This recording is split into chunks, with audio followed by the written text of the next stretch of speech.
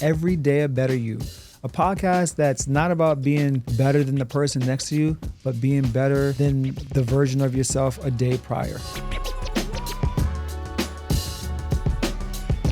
Your host, Fareed Johnson, accompanied by my co-host, Henri. Hello, everyone. This is Henri. A lot of people know me as Boo. Every Day a Better You.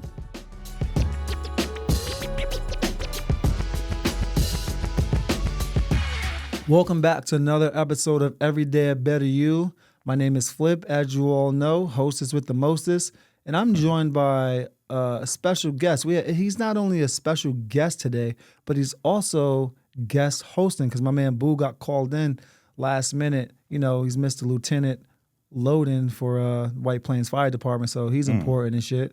Know what I mean? But I want to make sure I give my man, Mr. Antoine Johnson, his due. Pass it over.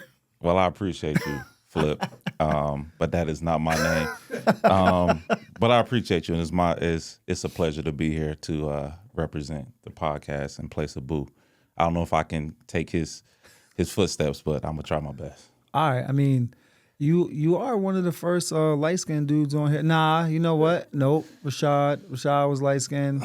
You know, so we don't discriminate. But in that chair, as a co-host, we gotta see how this work out. Okay. I consider myself a little darker than light skin, but we can talk about that later. What are you talking about? Later conversation. You're the yellowest dude I've ever seen in my life. Anywho, AJ, welcome to the show. Thank you.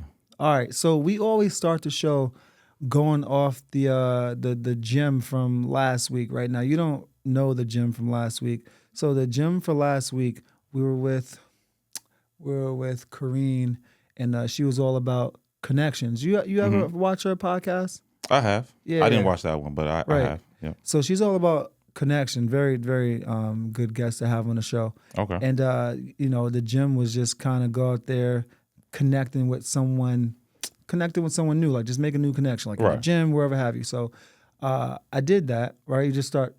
So backstory. I love talking to random people. Okay. Right. Sometimes I do it as a game. Right. Like I'll make up a fake name, all sorts of stuff. Yeah. Like I go in. So I did that, and I didn't even have to start talking to the person. Actually, they started talking to me. Like a lot of people, I don't know, it's because I'm tall or whatever. You probably get this because you're tall-ish. Right. Do people just like want to talk to you sometimes? I can't say I'm familiar with that a lot, but I do know what you mean because I've been around taller people, and the conversation is much easier. It's always a point of conversation, you know. Oh, how tall are you? Or where are you from? So it's much easier to strike up a conversation. Yeah. When you have that ability or that stat. So I was in a bar and some dude was like, "Oh my gosh, what bar? Don't Dunn's in White Plains." Okay. You ever been there? You've been there? No. No. That's right, because you weren't. We go there for like dinner and stuff like that after we eat, you know, a little championship dinner after we win the White Plains League. But we played White Plains League a long time ago, and I didn't go to Dunn's back then. But now, you know, them wings is fire. Anyway. We should talk about that. Best wings. We should get into that. Oh, we might get into that today. Yeah, we should. All right. So he starts talking to me. He's like, "Oh my gosh, you're so tall. You play ball?" And That's always the first thing. Always the first question. And so depending on my mood, I answer that question one or two ways. If I want to be upset by the question, like, why would you be upset, though? Because why you assume that I play basketball? Because you're tall. What else? Hold on. Well, when you see a tall guy, what do you automatically assume? I don't think they play basketball. I'm around too many tall people to think that. So when you see a 6'6" guy walking around, you don't automatically think he must play ball. You really want to know the first thing I think? I do the business in the post. So he must what? Play basketball, I mean, I don't care if you play basketball, you play football, underwear to basket weaving. My first thought is, I could take that dude. Okay. All right? That sounds on par. But what I will say is, what I told him, I was like, nah, I swim. Okay. Michael Phelps was tall. Right. Exactly. Fair. And then we get into a conversation about swimming, and I just continue to stay in character. That is amazing. That's amazing. So, but from it, you know, made a nice connection. That's it. So what is he? What does he do? He was a police officer. That's probably not Nah. probably not the right guy to lie to, but you didn't know that beforehand. So I did cool. it. And what are you All gonna do? cool. Look me up? If he No, watching but this, you may need that connection, and Yeah, now you no, burnt I'm that go- connection. there's no burning that connection. How? Because you think he's gonna remember that I told him I swim? Yeah, Why? you're a 6'5" black dude that he met in a bar. He certainly is going to remember you're a swimmer, 100%. He's probably telling his friends right now he met a swimmer. That's black. Because that's Black. crazy. That's 6'5", 100%. All right. Well, I'll just find a way out of that, but I'm not gonna lose the connection because I'm definitely gonna probably need that connection one day. Let's hope not. You connected with anyone recently?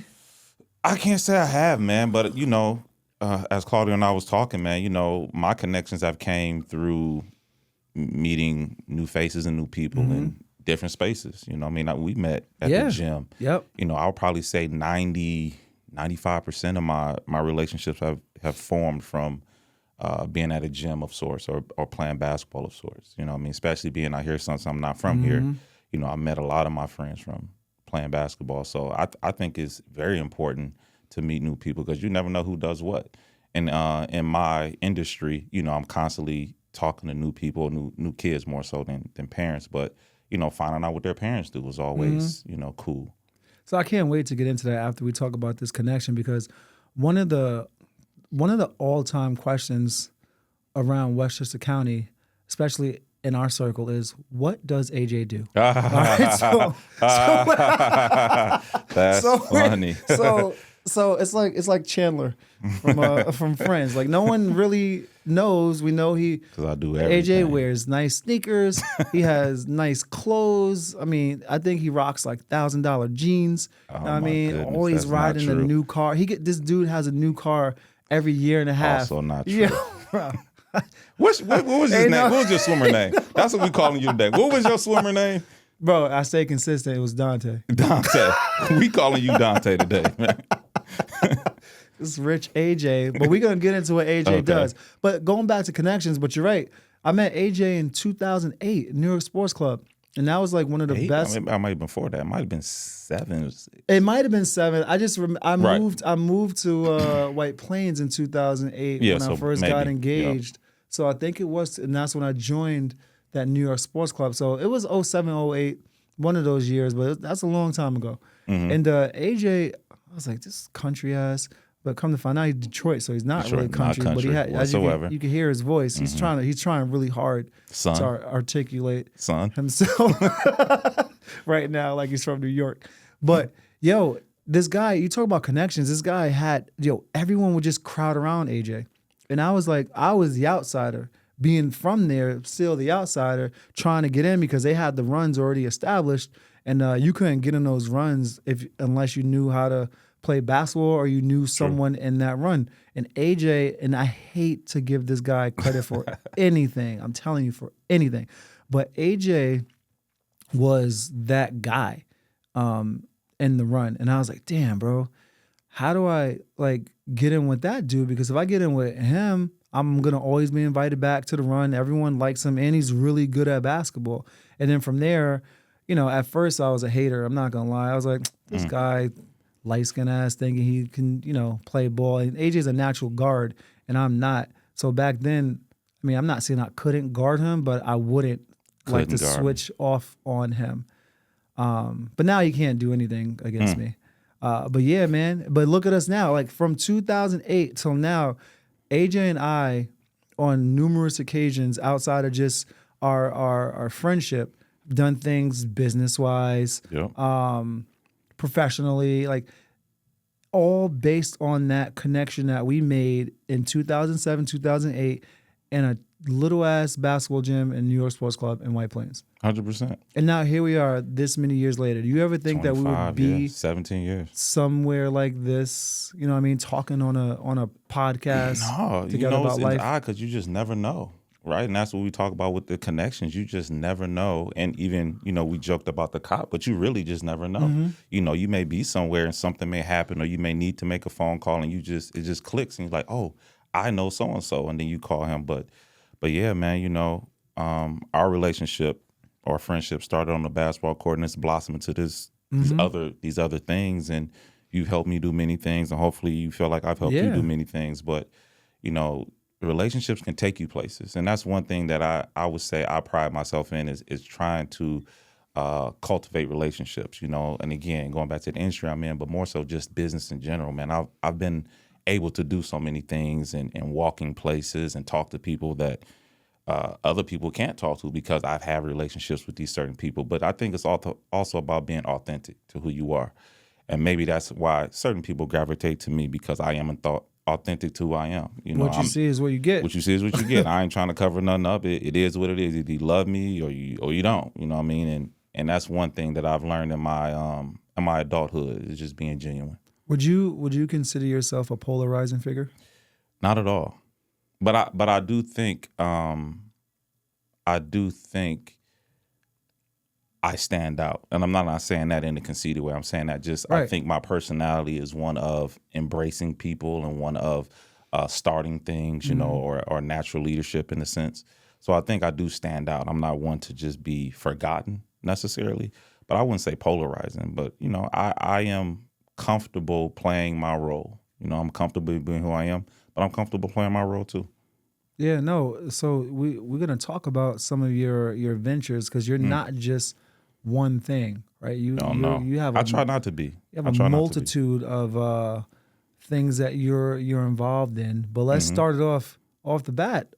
You got the shirt on. Overtime. Overtime, baby. We're gonna say the overtime. Yo, I'll never forget when I saw that other overtime. How long ago was that? And I texted you. I was like, "Yo, 15. AJ, Yeah, yo, AJ, somebody stole your company name, bro." It's crazy. But yeah, let's talk about overtime. What it is, where the name comes from. Okay, let's talk about it. I'll give you the full rundown. So in 2005, 4-5, I started a company with my then business partner in Michigan called Got Game. I think it's called Got Game Basketball or something. And we kind of based it off Got Milk, right? So it was Got Game ? And we started training kids and working with kids in that aspect. And then when I moved here about a year later, I brought it here and started doing everything under that name, Got Game. And then around 2012-ish, 13-ish, he and I separated, and then, trying to come up with a name that kind of is relevant to the services I provide and the things I want to do. So then I started Overtime, and we went from, training to camps, clinics, anything basketball related, mind you, to fashion, to I started a juice company, and it just branched out. And then, a couple years after that, Overtime, the video, audio, visual started, and they started picking up steam. And, I think they are necessary right now. I think they're doing a phenomenal thing. I think they got a TV channel, which is crazy. I think I seen that on YouTube TV. So they've definitely exploded, in comparison to what I'm doing, more localized. But that's pretty much the roots of what I do, or how the name started. Okay. So you mentioned basketball teams. You're in AAU. Right, so we have an AAU branch. Our my day-to-day, I should say, the guts of the company is basketball development, right? So we work with players anywhere from, 10 years old to pros, and we develop skills or refine skills. So that's the day-to-day, which is something I really, really love to do. I love to see the process. I love to see a kid go from, in a sense, nothing to something, right? It's really easy, and basketball training is an unregulated industry. So you can walk outside right now, somebody can be pumping gas, and they'll tell you, "Hey, I train kids," right? And it's really easy to get on the court with someone who's really good, right? Because really, you don't have to do anything but rebound, right? And me and my other guy, Mark, who you know very well, we call them glorified rebounders. But for me, it's the whole process of watching a player not know something, learn something, and then get good at it. And then watching that beacon, that light go on, and then, they can begin to realize how good they can be or how far they can take it. So we work with players in that regard, from ages, 10 through, high school, pro, adults. I have some adult clients. Yeah, you do. I know some. Yes, I do. Yes, I could even put them on blast right now. I'm not off limits. I know some of your adult who clients wants to work, we gonna get it in. But we also have an AAU arm, which again is something that I did not foresee myself getting into because AAU is so oversaturated. It's Yeah, it like is. water companies nowadays. But when I saw a need, specifically in my son, when I saw a need for what I felt like I was able to provide, we started Team Overtime, and since then we've put a dozen kids in college. We've had the Mr. Basketball in Westchester, so we've done some really really good things with our foundation. I have some really good guys around me, which is the key. Do you partner with anyone outside of your organization to kind of help with the organization, or is it you keep it Yeah, I inside? try to, but what's funny is a lot of guys, especially lately, I've tried to partner with some other organizations. Guys don't want to partner, for one reason or another, and I don't think it has anything to do with me specifically, but I believe people want their name on things. Some people don't want a share of something. They want all of something, you know what I mean? So, after reaching out to a couple of guys that I know that was in similar spaces and they're telling me, maybe it wasn't a good fit for them, I just decided to do it by myself, you know what I mean? Because at the end of the day, it got to get done. Right. You know what I mean? But I think there's room for all of us to collab and put out a bigger product. Right. It doesn't have to be so individualized. But again, it's hard to tell someone that who's feeding their family and say, hey, bro, if we combine money, if we combine resources, maybe we can go and take over the territory. It's hard for people to see that vision. Where does your passion come from in this industry? Like, where did this start with the young AJ? That's a good question where the passion comes from.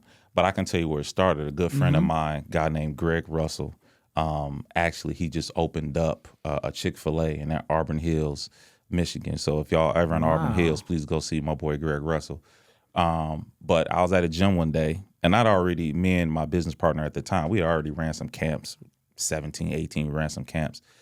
So my boy Greg, he had a client, and he was just passing her off. And was like, hey, you want to work out this young lady? And I'm like, all right, you know what I mean? So I show up first day, I got my clipboard, I got my paper, I got drills written out. I'm like, I'm official. What? I know, right? And then I start working out. And again, I like the process. I like watching players develop. I like watching players get better. So probably after like the third time, I scrapped all that stuff in terms of the clipboard and stuff. And I realized that it's not about the organization. It's more about what you teach. You know what I mean? So, and I know this sounds crazy and maybe no one believes me, but I mean, I've really worked with a ton of players, but in all of the workouts, let's say just throw a number out, 10,000 workouts, I don't think I've ever duplicated a full workout. Like, it's always something different. And I'm not saying I reinvent the wheel or anything like that, but it's just a way to engage an athlete, right? And for me as a player playing for so long, I know what it feels like to show up to a practice every single day and your coach has it written out and you know for a fact, okay, I got to do layups and I got to do this drill and I got to do that drill. I know where to shortcut. I know where to hold myself back. I'm bored, right? So I know what it feels like to be in that space. So every time an athlete shows up, we may be doing something similar. We may be working on ball handling, but the drill is going to be completely different because I want to engage you. I want you to find yourself in that drill instead of coming and just doing the drill just because we're doing the drill. Well, also, I mean, people, like, they're coming to you from with different experiences, right, and different levels. So yeah, that alone right there is gonna. But it's change not. things. That's the crazy thing is it's not, right? Because if you look at the height of basketball, right, these guys have flaws, right? These guys can't dribble with their offhand. These guys can't shoot the ball properly. These guys struggle with certain things, right? They're just more inclined in other areas. So I may teach a sixth grader how to do something that I may teach a 21-year-old to do something just differently, right? Yeah, we got to work on utilizing our offhand or reads, right? I'm teaching a sixth grader the same thing, but just differently. Maybe we don't have to work on step backs. Maybe it's a pump fake, right? But it's still a counter to an idea that we're working on. I remember I used to try to tell you to teach me some of your dribble moves because I wanted to be more guard-like. But the problem is you are unteachable. And that's probably the problem. Certain things you just can't do. AJ, when's the last time you won against me, bro? Every time. Yeah, okay. If it was more, it would be the last time I lost against you. This guy, like, how you lying on camera right now? It's not man? about. Damn. Read it. Let's not make it that Dante. Damn, AJ. All right. back on track. Let's talk about your story of basketball. Like, where did it start? Where did it start for you? And like, let's talk a little bit about your journey. Okay. I'm gonna keep going. Yeah, no, I'm fine with that. So, I played football all my life, right? So football is my first love. I would have knocked you out, bro. See what I'm saying? Laid you out. See what I'm saying? So one day, I think it was like 7th grade tryouts, and a good friend of mine, I can get deep into this bag. A good friend of mine's father had an AAU program, which really I'm basing my program or our program off of. And he just invited me to go play with his program with his dad. Like, hey, you want to go play with this team? And it was a PAL team. I don't know if they have PAL in New York.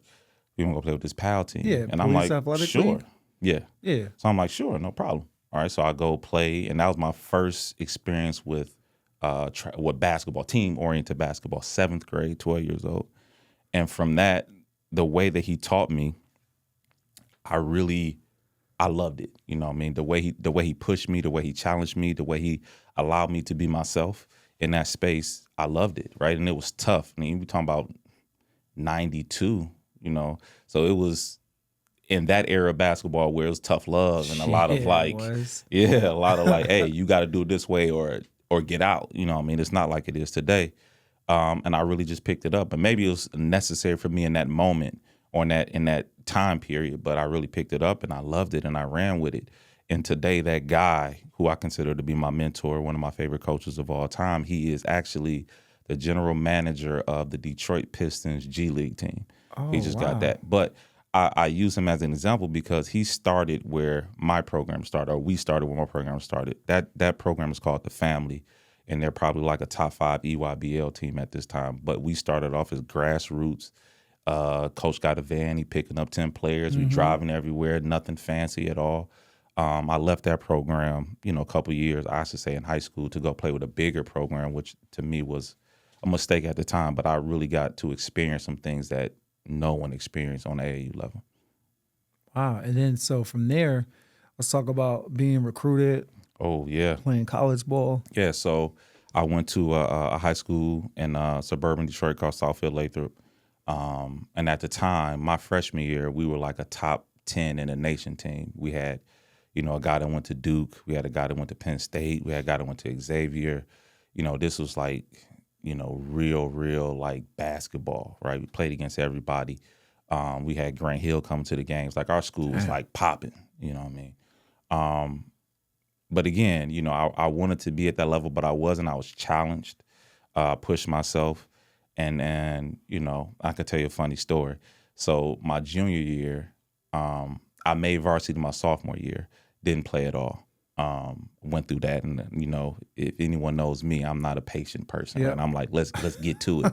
But it wasn't my time, you know what I mean? And that's what I try to tell my clients. Sometimes it's your time, and sometimes it's not. You trying to rush something, and then you're not gonna get what you want out of it. So going into my junior year, I felt like it was my time. But there was a guy or two that were in front of me, older guys, who had been on varsity before. So, it was their time, but maybe I was next in line. But the day before the first game, one of my good friends, he got into a little beef with his then girlfriend. He got suspended from school. I started that game, and the rest was history.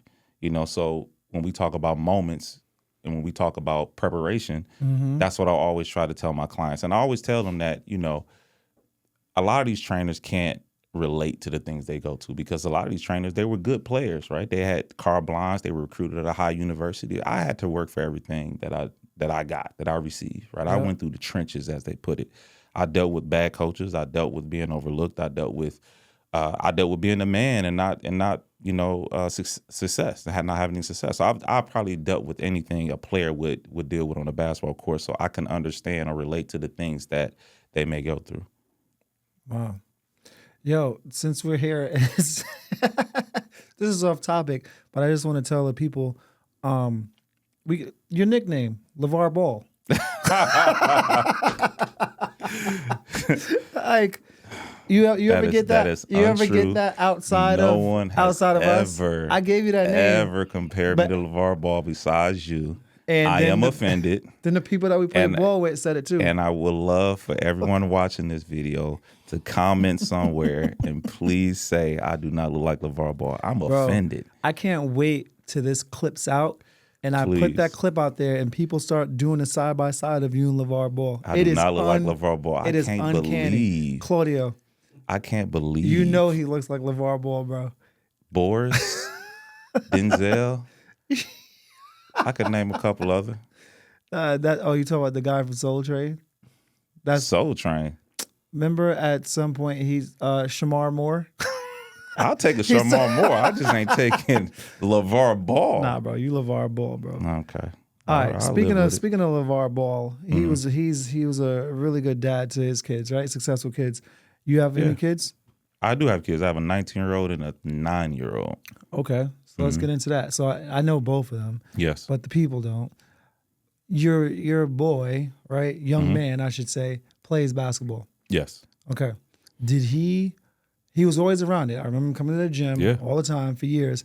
Did you have to push him, or did he always just want to play? I think he had a knack for playing.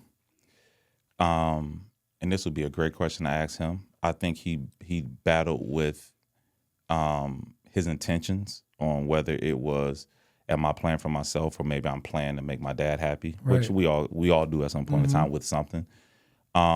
And I did have to push him, but I don't want to take that or put that all on him because this generation is different. And I'm talking to parents as we speak, and their parents like, oh, my kid, he just doesn't have any motivation. I'm like, yeah, they're going to go through that, right? And it wasn't until I switched his schooling environment and put him from a non-competitive high school into a competitive high school into a more competitive high school that I seen his self-motivation kick in.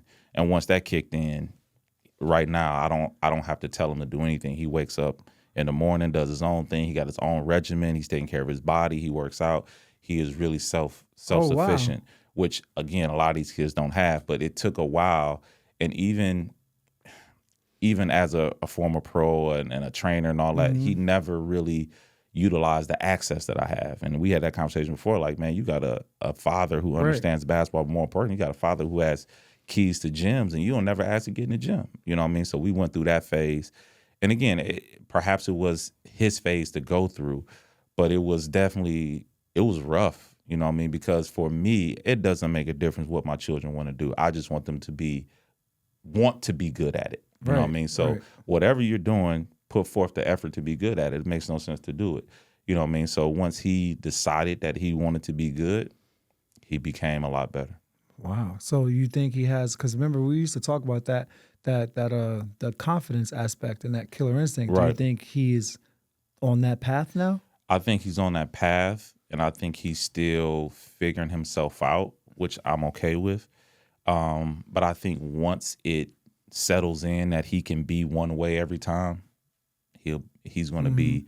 It's going to all fall together. You know what I mean? But right now, he's doing really well. You know, we're in the process of him being recruited, and we're trying to elevate his recruitment. And you know, times have changed since you and I came out of school, man. This recruiting thing with these NILs and everything is absurd, man. We got kids making, you know, $100,000 a year. We got kids, you know, moving around every year. It's crazy.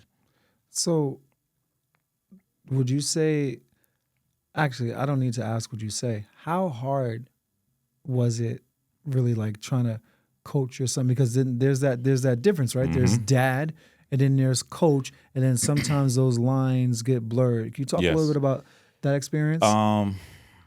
It wasn't difficult for me, and I'm gonna tell you why I don't think it was difficult. Because I grew up in an environment, as I just mentioned before, with my friend who invited me to play for his dad, where his father treated him the same. There was no favoritism.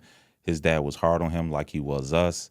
His dad gave him credit like he did us. So it was very fair in that sense. So when I coached my son, I treated him as such. Like you get no one-ups, right? You have to do everything everybody else does. And perhaps I was a little bit harder on him because I saw the talent at an early age.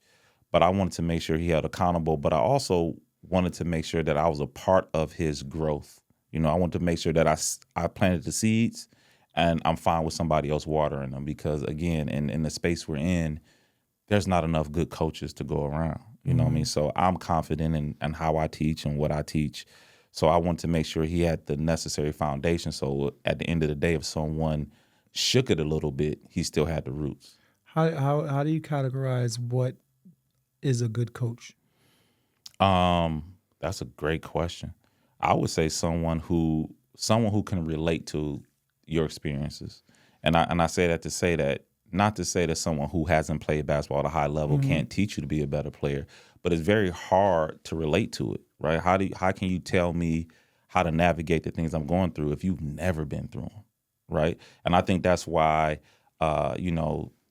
the head coaches are recycled in the league because they played and they've been here, they've done that kind of thing. Whereas it's hard for a person to get into the NBA or coach in general at that level who hasn't been there. It's like a brotherhood in a sense. Like I've seen you go through the trenches. So I trust that you're able to teach these other people to go through it. Do you think, though, that people that played at the highest level make good coaches? No, not all of them. No. Yeah, because they don't. Like Michael Jordan, right? Magic Johnson, Isaiah Thomas. Some people would say weren't good coaches. Larry Bird. Some people say weren't good coaches. There's a certain level of being humble that you have to have as well, because everybody's not as good as you, right? So you may not be able to relate to someone who can't do the things you can do, fly through the air, do all this other stuff. You may be like, yo, you're terrible. You suck because you can't do it, but that's just average. You're above average. So I think it takes a level of, understanding all the characteristics, which again, I think I can relate to the athletes I have because I've been there and done that. I've seen it on every level. I've been a part of every level. My senior year in college, my coach leaves, right? We're supposed to have a mega year, right? What high school did you go to? No, Hayes, I'm talking about college. Oh, okay. Yeah. He leaves. We're supposed to have like this crazy, it's my senior year. I just came off of averaging like 17 a game or whatever. I was about to just kill, right? And I loved my coach. Leaves. Dean Miminger comes in. God rest his soul. He was an NBA player, played at Marquette. You want to say his first. name or no? Dean Miminger. Oh, Dean Miminger. I thought you said Dean Miminger. Yeah, I heard of him. Yeah, Dean the Dream, man. And he came to Manhattanville. And everyone's so excited. Oh, NBA player, coach, this, that, and the third. I'm like, all right, you know what I mean? Played in NBA. Bro, God rest his soul. But he was probably the worst coach I ever had in my life. Now, he battled some demons, right? Oh, okay. There were some demons that he was battling. But if we're talking just strictly basketball and coaching and leadership, it was terrible. Some of them too. And since that experience, that in my it put a bad taste in my mouth about people. Just because you play at a high level doesn't mean you know anything or that you can coach. You might know some stuff, but doesn't mean that you can coach. And then I related to, because I'm in education, as you know, I try to give some grace, because it's like when you know something when you're teaching, it's like, how don't you know this already, right? And you get the frustration, and you can't really fathom why someone can't add 7 + 8, right? Right. But it just, and I guess I tried to relate that to coaches, right? Because they get frustrated, like, why can't you just do this one thing? And I guess sometimes you just can't, or you weren't taught it the right way, or it didn't click. I don't know, but I know that just because you played at a high level doesn't mean that you can coach. And I think sometimes those things, they get conflated, right? People get jobs because of their names. Namesake. Or even experience. And that doesn't mean that you're able to mold the minds of someone else. But as a student or as a player for Dean, is there anything that he did teach you that you still hold on to today?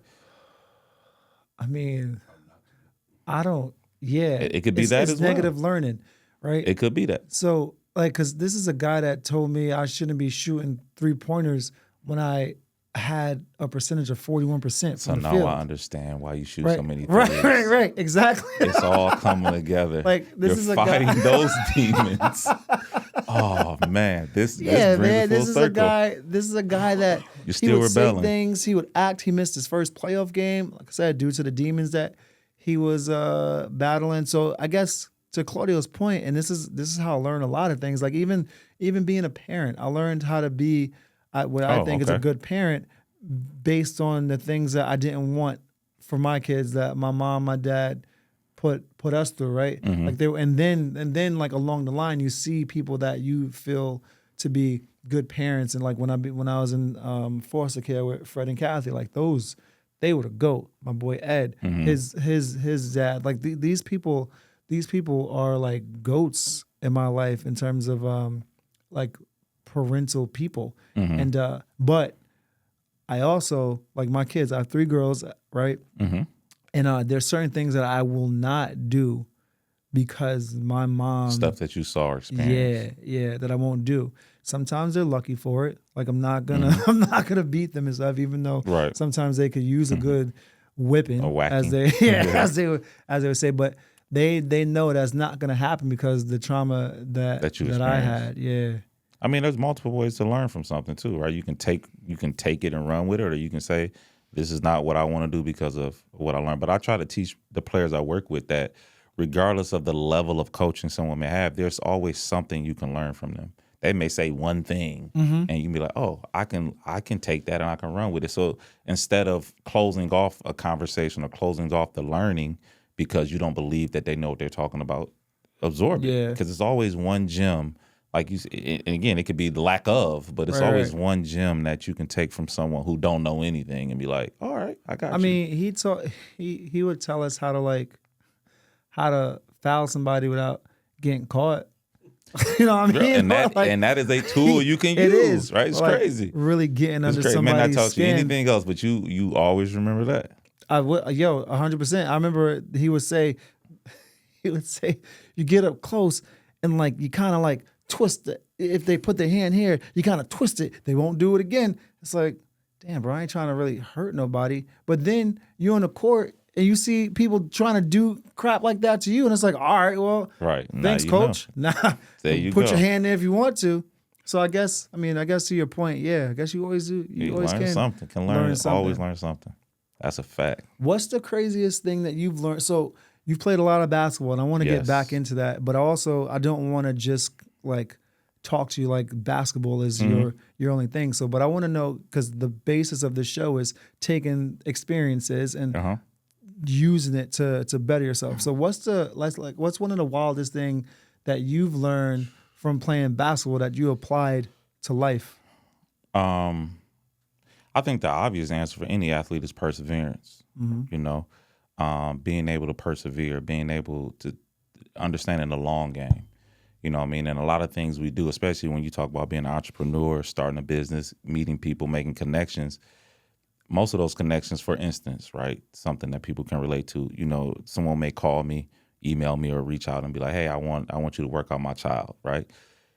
9 times out of 10, I'm ready to go, ready to try to implement them, but they're probably 2 months out, right? So it's understanding that situation is not going to happen for some time. So I got to nurture and I gotta like massage it in and make sure that we get to it. But you know, being able to persevere, even with you know, my AAU program, we survived COVID. You know what I mean? When COVID came and you know, we had probably our best tryout in February of COVID year. Like we had, you know, 8, 9 teams. We had some really good talent. Damn. And then a month later, like right before everyone was getting ready to start, COVID hit. You know what I mean? Bro, you remember you came to my school in Stony Point. Yeah. And we had it. You had the program going, right? Like, and it was a lot of kids. I was even shocked. I was like, yo, we got a lot of kids out here. And then bam, COVID that March. I'll never forget that. We were like, wait, we're gonna have to stop now? Yeah, gotta stop. So when everybody else, right? So mind you, at that time, it was probably in my immediate area, it's probably 4 or 5 teams that were really cooking, right? We were probably one of the new faces doing well, but there were programs that had 15, 20 teams. Right. And I think after COVID, we were probably one of 2 who stayed. And that's because we pivoted, right? We were able to start doing some online classes and we had some Zoom team stuff. And I kept going. I persevered because I didn't want to stop it. I didn't want to kill the stuff that we grew to have.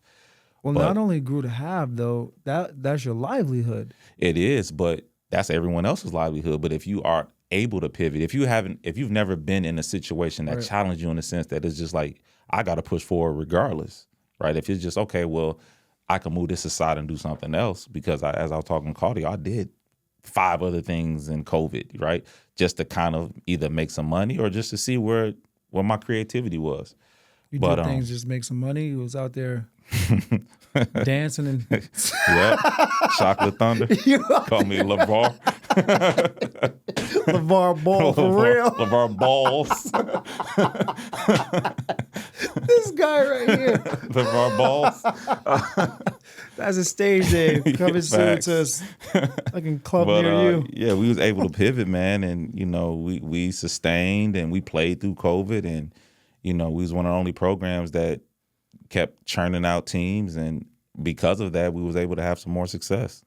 But I think, from just being an athlete, man, the things you go through that people don't realize, from physical to mental, emotional, it's all in there, man. And being a coach on the other side of playing is, you're not just coaching, man. You're a therapist, you're a friend, you're a father in some degree. You're everything, man, and it's necessary. Yeah, no, it is. And I'm gonna be real right now. Like, so I make fun of you all the time. You make fun of me. Like, we're friends. That's what we do. But you're an entrepreneur, right? You're an author, which I wanna talk a bit about. But you're so many different things. Where do you find the energy, the strength, the will to just keep diving in? And like, you're taking crazy risks. Yeah. Right. Like, so where does all of this come from? Like, did you have figures that you looked up to, your parents, that's like someone in the neighborhood? Where does this come from? Because you like, I have to give you a lot of credit, and I don't like to do that, like I said before, but you do a lot of things, and like, you are successful at these things. 'Cause like I said, you wear $1,000 jeans. So I do not, for the record. Where does this come from? I can't say where, man, but what I can say, and as I'm looking at it now, as you asked the question, my father had a striping business when I was really, really young. And for those who don't, striping is like painting parking lots, right? You paint the sign, the lines, the handicap stuff on parking lots. So we had that, and watching him do that, looking back at it, probably planted some seeds for me. But just watching him hustle in general, my mother hustle as well, but more so the father figure, watching him hustle definitely put some fire in me. But I think I've always been a creative soul. I've always seen things that were out there that I felt like I could achieve or wanted to do, just to see if I could do it. And COVID was a great time for everyone, but especially myself, to kind of tap into some of that stuff. So I, with the help of connections I've made with a good friend of mine, who you may also know, we call him Shaq, but Ash Cash, who has a really good situation going down there in Atlanta. He helped me with the author stuff, so I wrote a book, started my own publishing company. I started a juice company. I've done so much stuff. I had a radio show. You did in the city. I never got invited to that radio show either. I ain't gonna lie. You wasn't big enough for that. So I started doing these things just to kind of tap into my creativity to see what would stick, And honestly, if I would have pushed a little harder in different areas, probably would still be doing some things. But my passion is just basketball. Yeah. You know what I mean? But even with the basketball, man, working on a few different things to kind of revolutionize the game, because as it stands, and as everyone who is a diehard basketball fan, the game is not the same. You know what I mean? It's just not the same. And it's really starts at the grassroots level, and as we see it now, we talked about college briefly before, but the game has changed, man, and I think it needs to get back, or before you know it, the whole NBA is going to be Europeans, because they are leading the pack right now. Yes, you know what I mean? So are. I think there needs to be a shift in how we develop athletes. There needs to be a shift on how we treat athletes. There needs to be a shift on how we put this game out to our kids, you know what I mean? And then what I do like to see, and as you will know, as the female side of basketball is growing really, really rapidly now. So I think that's incredible. Yeah, it is. And I work out my daughters, but you have been very adamant about getting my older in the gym. And she's just like, so here's the thing. And this is a good question to ask someone like you, who loves basketball and specifically is into ball. So my daughter, she plays ball. She swims. She's a swimmer. That's how I get my swim knowledge. That's why I said swim. And Dante. now she's playing lacrosse. She's very artistic, right? Very artistic. Like she wants to go to an art school. Like Nice. right. So then, how would you get someone like that to really just be like, all right, no, it's basketball. Let's go training and this, that, and the third. Right. How I would do it is take her to someone who I felt like could bridge that gap for me. And the reason I say that is because I've experienced this before. You know, someone that I'm familiar with will say, "Oh, my son or daughter, they're not really into it, and I don't know." But it's really their experiences because, again, they're not like us. You know, like us, our parents signed us up for something and we had to do it. We had to do it. You know what I That's mean? it. And we had to stick with it no matter what happened. You know, it wasn't I can't go to, or I don't want to go today, or can I not? It was, bro, you signed up for 10 classes, you're going to 10 classes no matter what happened. You know what I mean? So it really is their experiences. And again, I go back to say, there's not enough passionate coaches that actually can teach the sport, my sport, the way that we can do it, right? So it's not just about the sport. It's about the engagement. It's about relating it. It's about how do they enjoy it, right? Can you make it fun and tough, right? Can you challenge them in a way? Can you talk to them crazy enough that they Right. understand what you mean, but they come back, Right. And that's what I think that I want to say master, but we have a good handle on. We're hard on our players, but for a reason, because everyone wants to go to an NBA. That's everyone's dream. I want to play college ball. I want to play pro ball, but that's not reality, right? So we're gonna be hard on you to see if you made it, and if you come back, we know that you're at least that much more serious. So I think for you, I think just putting her in a situation where you're taken out of the equation, you know, allowing her to go through it, and then see if she really likes it, because it's just as hard as it's easy to get off of it, right? With bad coaching, it's just easiest to get back into it with good coaching. Yeah, so and that's the thing. She's had some not so great coaches, and Not she good. started getting turned off from Right, it. And like, which because is common. I'm going to be very candid here because you said something earlier, and I was like, "Ooh, that was me." When you were talking about Jaden, and I was like, did you have to make him play? But let's be very clear. Like, I made my girls play Oh, right, basketball. okay. Right? Like, let's be very clear. And then they ended up liking it. Skylar was tell you that she hates it, right? But she's still developing and wants to be better than other people, right? So, but she, Skylar's a big softie, right? She's taller than everyone, probably stronger than like everyone, but she won't use it she's because she not goes, physical. "Daddy, I don't want to hurt them." What? I've heard the that hell before. are you talking about, Yeah. right? But then you got Aubrey. She does not care about her in any Yes. way, right? Different child. But she doesn't want to. Aubrey's physically gifted, right? She has all that, like, just God-given talent, God-given strength, God-given speed, right? God-given athleticism. But she doesn't want to do the work to, like, just really hone in and be great like she can be. I can see it because, like, we can see things Right. like that. But If she stopped today with that, would you be hurt by that? yep. I think that's And that's hard. I think that's the one thing you're gonna have to get over, Yeah. right? And I think once you get over that, she may not play. It's easier for you to understand, or it's easier for you to deal with, in a sense, right? But again, I think removing yourself, and this is friend to friend, parent to parent, removing yourself, because again, I coached my son. Once I started my program, I coached him for 2 years, then I totally removed myself, right? Go coach somewhere else, right? Or not somewhere, with someone else. So I had coaches come in. Spencer came in and coached. I had other coaches come in and coach him or his team specifically because I wanted to remove myself. Now I was still around, but I wanted no parts of it because I wanted him. Oh, wow. I wanted his wings to spread by himself. So I haven't coached my son, minus this year and last. I haven't coached him for about 5 or 6 years, right? He was doing so many other things, and that was by design. You know what I mean? That's commendable because that's hard for me. Like, so I won't. I coach Skylar, but that's CYO, rec, and stuff like that. And I also like train her, right? Like with shooting and stuff like that. But with Aubrey, I do want someone to kind of. I you want to gotta remove remove myself, but it's hard because I don't is hard. trust people It is to hard. say the right thing and do the right It's very thing. hard. And that's, again, my program was founded on someone else's mess up, right? So when I had my son, I started my son playing basketball in 4th grade with a good friend of ours who I won't mention. You know him very well, though. And I commend him because his program really put the suburban kids in a inner city atmosphere, right? He put them all in the city. They playing against tougher kids, kids without new shoes, kids without clean clothes in a sense, and they had to fight. So I commend him for put him in that position because that toughened them up quickly. But what I also noticed is that there was no fundamentals being taught, right? So after a couple months or a year of doing that, I said, you know what, I can't have my son go through his early stages of playing just being tough without understanding how to play the game. Right. So I took him and a couple other guys and we kind of started a summer thing, and that's turned into a full-fledged program.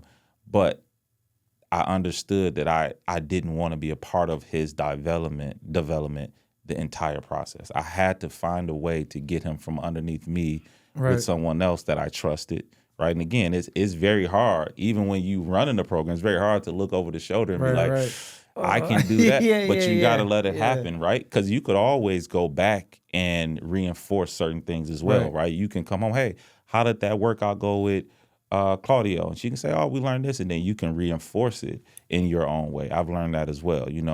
Again, not all coaches are good coaches, but I think it's important for these kids to understand what gems they can take from who. Because, in your life, you're going to have different bosses, you're going to have different coworkers, you're going to have different friends, right? Not everything is going to work out. You need to be able to problem solve by yourself, and that's one thing these kids cannot do is problem solve. Wow. Well, speaking of gym, right? Because we could sit here and talk, like we talk all the time, right? We could sit here and talk all night, but I know Claudio's gonna kick us out. Right. So if you had to drop a gem for the people before we get out of here, what would that gem be? Because you said a lot of them already, so let's see if you're smart enough to go back and use one. If I have to say anything, I would say believe in yourself. As people say, bet on yourself, but believe in yourself. The things that I've accomplished with very little knowledge in certain areas is because I believed in myself that I could do it. The things I've accomplished in sports is because I believed in myself. I was just like many people where, you had naysayers, or people who didn't believe on you, people who underestimated you, but I believed in myself. So I was willing to do the work to get the results, and that's one thing that, again, I want to stress for the younger generation is it doesn't happen overnight, and not everybody's going to be in your corner. There's going to be people who you really love who tell you this is not for you, but you have to believe in yourself, because at the end of the day, it don't matter what anybody say, right? Crazier things than happen than what I've accomplished, what you've accomplished, and just from people who believe in whatever their dream is. So how, if you were to make that actionable right now, what's what's one thing that someone can do right now to start living that truth? I would say have a plan. Okay. You know what I mean? Have a plan. And it doesn't have to be written in stone, but have a plan, something that you can trust in every day, something that you can believe in every day, and just start the process. Even with business, a lot of people have these great ideas, but they don't even start their business because they don't want to go through the process of getting the EIN, the business name, and all that other stuff, right? So I think just start the process, right? Have a plan and start the process, and let the chips fall where they may. You have to learn, right? You have to be a student of whatever you want to be a part of, but start the process. Yeah, what's funny is, I think I talked to you about this when me and Boo were talking about BF Sports, right? This is some years ago, right? And we started that and again, everything was so saturated. We're trying to get people, but they're already going up places. We're trying to run clinics and things like that. And BF Sports still is something that exists, right? So then, from the education part, I'm thinking about Every Day a Better You, which I thought about 5-6 years ago now. I had the website 5 years ago, right? Oh, wow. I was paying for the domain, right? Then and Rachel would be like, yeah, what is this? I was like, don't worry about it. It's gonna be something. I just don't know what yet, but I don't want to lose it. Right.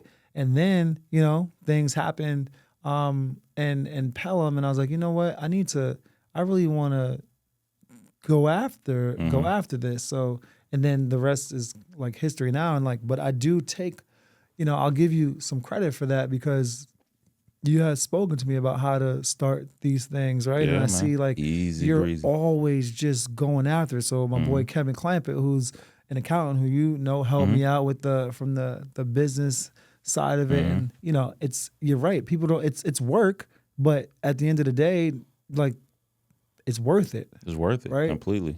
Having that Completely worth it. plan. Just go after it. All right.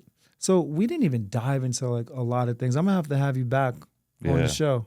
I mean, my fee's gonna be a lot higher, but we'll Got work you. it out. We'll Claudio take- got it. We're gonna take out a booze Yeah, booze salary. He's get him. he can be a lieutenant now. He got Oh paper. man, I'm setting fires everywhere. Yeah. Well, everybody, that's gonna wrap us up. AJ, yo, this was dope. I'm telling you, we're definitely Thank you, having you man. back on the show Thank you. because you do have a lot. Again, like I said, I make fun of you all the time, and some of it is justified, but you do have a lot to offer. You do kick some knowledge, so I appreciate you, my guy. Thank you. I appreciate you more. Oh, look at that. If I could turn colors, I'd turn red right now and blush. But that about does it. Hey, yo. That about does it for us. Another episode of Every Day a Better You in the books. Real stories, real results. Every day a better you. We gonna make it a great one.